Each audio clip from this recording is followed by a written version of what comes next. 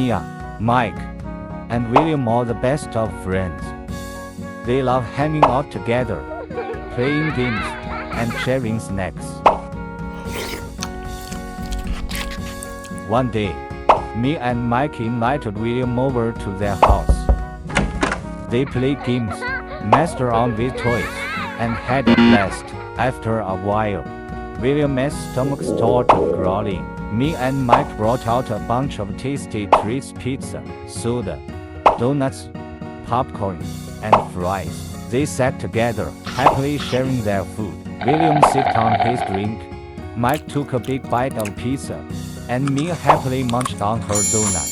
They were having the best time ever.